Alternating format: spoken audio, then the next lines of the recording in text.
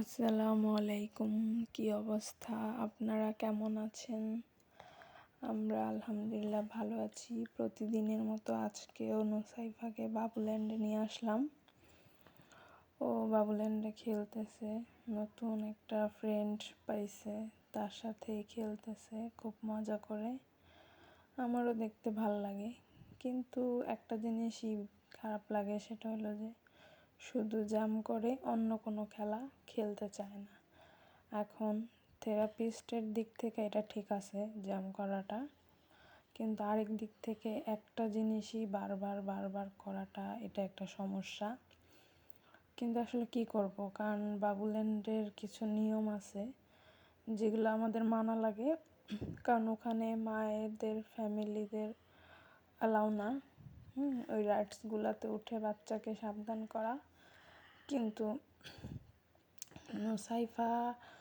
নুসাইফার মতো যারাই ওখানে যায় সবাই এই একই কাজগুলাই দেখা যায় বেশি বেশি করে, এই আর কি। আর সব সময় ওদেরকে বাধা দেওয়ার মতো যেই স্টাফগুলো থাকে, ওরাও সব সময় এক বাচ্চার প্রতি যে টেক কেয়ার ওটা থাকে না, কারণ ওদের তো অনেক বাচ্চা সামলাইতে হয়। এই যেমন নুসাইফা একটার পর একটা খেলে না, ও যখন যেটাতে যায় সেখানেই যায়, এটাই করে। তো এটা বোঝানোর জন্য যে অন্য কেউ বলে দিবে সেটা তো আর ওইভাবে নাই। আছে, দেখা যায় একটা রাইডসে একজন করে থাকে, কিন্তু যদি প্যারেন্টসের এখানে যাওয়ার অনুমতি থাকতো তাহলে অবশ্যই হয়তো ওই কাজটা ওই বাচ্চাটা করতে পারতো না।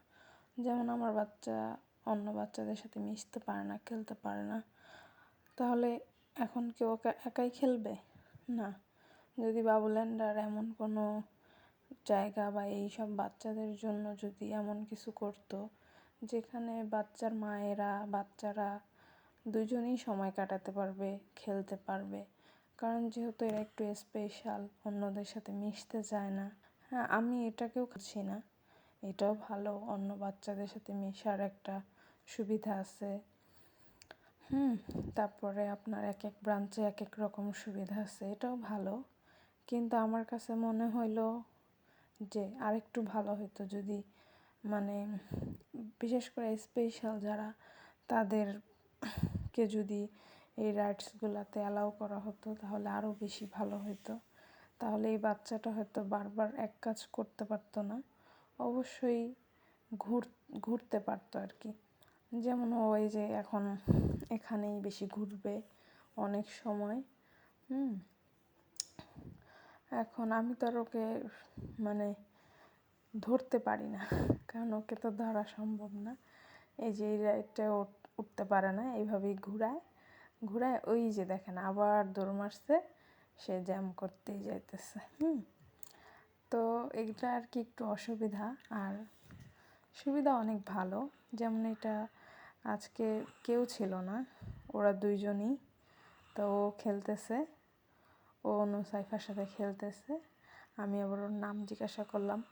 মাশাআল্লাহ, আসলে কি যে বাচ্চাদের আল্লাহ অনেক ট্যালেন্ট দিছে, তো দিছেই আলহামদুলিল্লাহ। ও ইংলিশে কথা বলতেছে, তো আমি তো আসলে ওকে জিজ্ঞাসা করলাম হোয়াট ইজ ইউর নেম, তো আবার বললো।